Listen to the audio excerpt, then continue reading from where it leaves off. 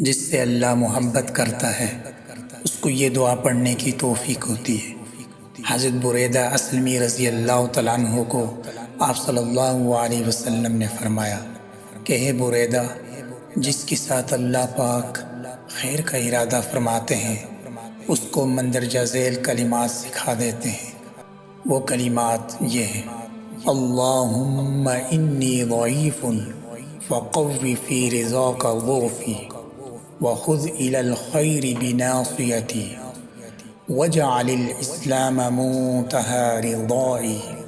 اللہم انی ضعیف فقدنی وانی ذلیل فاعزنی وانی فقیر فاغننی یا ارحم الراحمین۔